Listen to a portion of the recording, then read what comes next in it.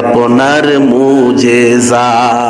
ভাগ্যবতী হয় খাদিজা, সঁপে দিল জীবন আর যৌবন।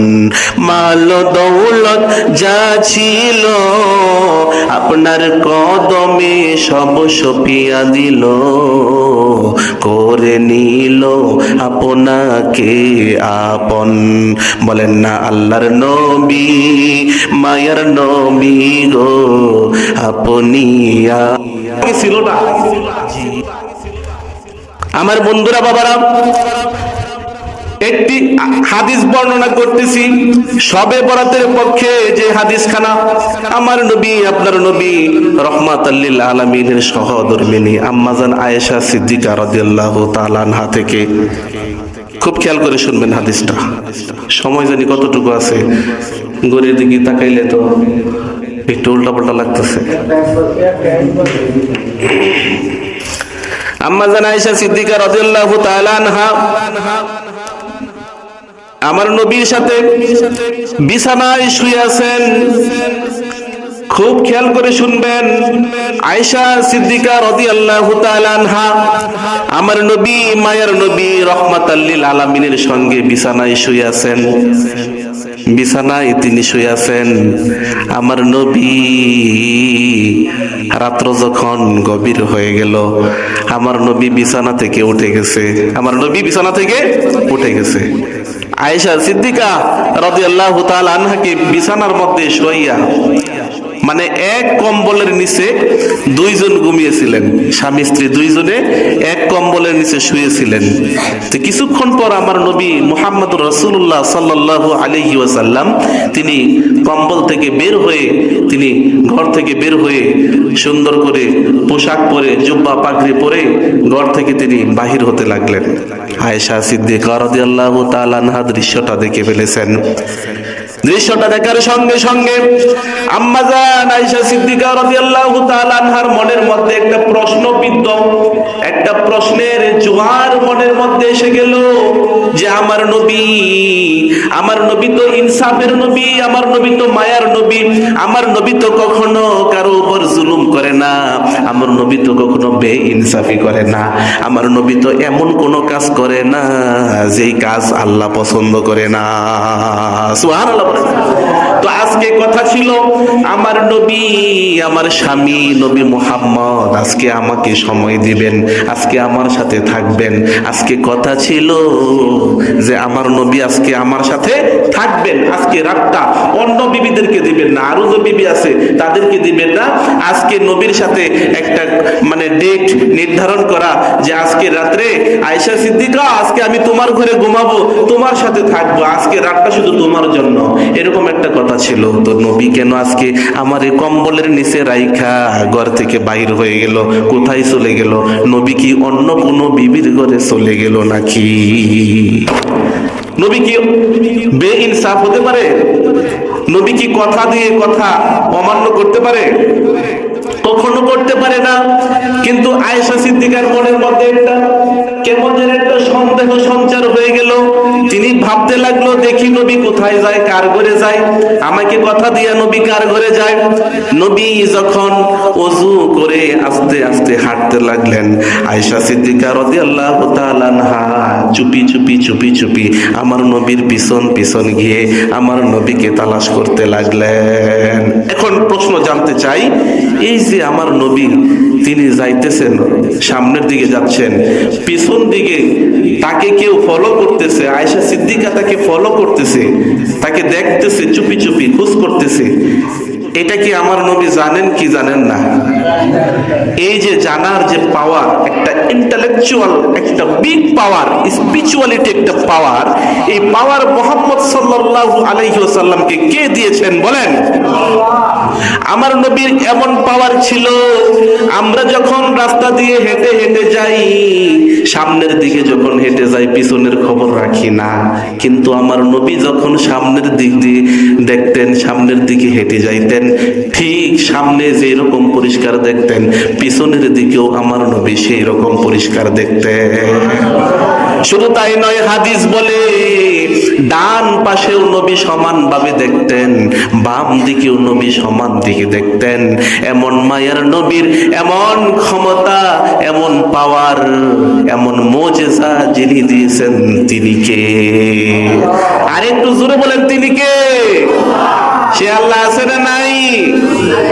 আছে। বিশ্বাস হয়? অনেকের তো আবার বিশ্বাসও হয় না। হুজুর সবার বিশ্বাস হয়। আর বিশ্বাস হয় তাহলে শুক্রবার জুমার নামাজের দিন কেমন করে তুমি মাঠে এখনো হাল চাষ করো, কেমন করে তুমি ফুল ফসলের মায়ায়, সংসারের মায়ায়, ব্যবসার মায়ায়, সংসারের মায়ায় এখনো তুমি আল্লাহ তাআলাকে ভুইলা জমিনের মধ্যে পড়ে আছো। ঠিক কিনা বলেন? তো মুখে মুখে মানি আল্লাহ আছে, মুখে মুখে মানি আল্লাহ সর্বশক্তিমান। আরে মুখে মুখে মানলে হবে না। আল্লাহ মুখ দেখেন না, চোখ দেখেন না, আল্লাহ চেহারা সুরত সিরত কোনো কিছুই দেখেন না। আল্লাহ যেটা দেখেন সেটা হলো তোমার অন্তর। সুবহানাল্লাহ বলেন। আল্লাহ তোমার অন্তর দেখেন। আমার বন্ধুরা গভীর মনোযোগ। বলতেছিলাম আয়েশা সিদ্দিকা রাদিয়াল্লাহু তাআলা আনহা আমার নবীর পিছু নিলেন, আমার নবীর পিছনে সিআইডি গোয়েন্দাগিরি শুরু করলেন।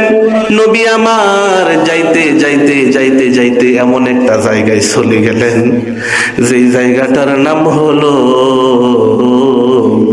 আমার নবীর জন্মদাতা পিতা, আমার নবীর আব্বা, যার নাম হলো হযরত আব্দুল্লাহ।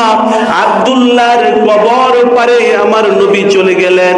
আর কবর পারে গিয়ে কবর জিয়ারত করে এইভাবে দুইখানা হাত তুলে বাবার জন্য দোয়া শুরু করে দিলেন। আয়েশা সিদ্দিকা দেখতেছে কি দেখতেছে না বলেন? সব পরিষ্কার দেখতেছে। এই দৃশ্য যখন অকপটে ধরা পড়ে গেল, আয়েশা সিদ্দিকা তৎক্ষণাৎ একটা দৌড় দিয়ে আপন গন্তব্যে চলে গেল। যেই কম্বলে রাসূল তাকে রেখে গিয়েছিলেন কম্বলের নিচে পুনরায় ঢুকে গেল। এবার কম্বলের নিচে শুইয়া শুইয়া আয়েশা সিদ্দিকা কান্নাকাটি করতেছে আর বলতেছে, আসমানের মালিক রে, তুমি আমারে মাফ কইরা দাও। ওগো আল্লাহ, তুমি আমারে মাফ কইরা দাও। আমি তোমার মায়ার নবী, তোমার দয়ার নবীর উপর সন্দেহ করেছি। সুবহানাল্লাহ বলে। চিন্তা করে দেখেন তিনি কি নবীকে কিছু বলছেন? আয়েশা সিদ্দিকা তিনি কি আমার নবীরে কিছু বলছিলেন, গালি দিছিলেন, নাকি কোনো লোক লাগাইছিলেন পিছনে? কিছুই করেন নাই। মনে মনে একটু সন্দেহ করছে। এই মনে মনে সন্দেহ করার কারণে আয়েশা সিদ্দিকা নিজেই অনুতপ্ত, নিজেই অনুশোচনার সাগরে হাবুডুবু খাইতে খাইতে কান্না করতে করতে বালিশ বিছায়া দিছেন। আর আজকে দেখা যায় সন্দেহ তো করেই, আবার সরাসরি আমার নবীর চরিত্র নিয়া, আমার নবীর জীবনী নিয়া, আমার নবীর বিভিন্ন বিষয় নিয়া একেবারে সরাসরি মন্তব্য করে সমালোচনা করে। আছে না নাই বলেন? তো আমার নবী যখন কবর জিয়ারত করার পর পুনরায় ঘরে ফিরে আসলেন, আসার পর কম্বলের ভিতর ঢুকে গিয়ে আমার নবী পশ্চিম মুখে ওই দিকে মুখ দিয়ে বলেন, আয়েশা রে তুমি কি দেখলা? সুবহানাল্লাহ। আয়েশা কি দেখলা তুমি? আমাকে সন্দেহ করতেছিলা, আমি তোমাকে বলে, তোমাকে কথা দিয়ে আমি অন্য বিবির ঘরে চলে গেছি এনজয় করার জন্য, তুমি আমাকে সন্দেহ করতেছিলা নাকি? আয়েশা সিদ্দিকা বলে, হুজুর মাফ করে দেন, ক্ষমা করে দেন। আপনি যে আল্লাহর নবী, আপনি তো আল্লাহর হুকুম ছাড়া কোনো কিছুই করেন না, আল্লাহর কথা ছাড়া আপনি কোনো কিছুই বলেন না। ওগো নবী, আপনার দুইটা কদম মোবারক ধরে আমি ক্ষমা চাচ্ছি, আপনি আমাকে ক্ষমা করে দেন। সুবহানাল্লাহ। নবী বলে, এই আয়েশা তুমি ক্ষমা চাও কেন? তুমি কি করেছো? তুমি তো আমাকে কিছু বলো নাই, ঝগড়া করো নাই, বকা দাও নাই, তুমি পা ধরছো কেন? বলে, হুজুর আমি তো আপনাকে সন্দেহ করছি। এই সন্দেহ আপনাকেও করা যাবে না। যদি কেউ আপনাকে সন্দেহ করে সে কখনো মুমিন, সে কখনো মুমিনা হতে পারে না। সুবহানাল্লাহ। তো বলতেছিলাম আমার বন্ধুরা, আজকে হইল সেই আজকের যে রাত আসতেছে, সেই রাতই হলো শবে বরাতের রাত। আর আমার নবী যেই রাত্রে এই ঘটনা ঘটাইছিলেন, এই কাজটা করছিলেন, সেই রাতটা জানি কোন রাত বলেন? সেই রাতটাই হলো এই রাত, শবে বরাতের রাত। বলেন না সুবহানাল্লাহ।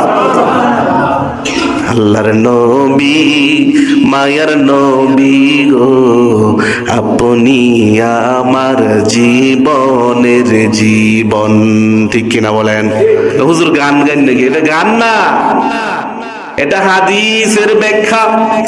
নবীকে জীবনের চাইতেও বেশি ভালোবাসতে হবে। লা ইউমিনু আহাদুকুম হাত্তা আকুনা আহাব্বা। নবীরে জানের চাইতেও বেশি ভালো যদি না বাসতে পারো, সন্তানের চাইতেও বেশি যদি ভালো নবীরে না বাসতে পারো, তাহলে তুমি কোনোদিন মুমিন হতে পারবা না। সুবহানাল্লাহ বলেন।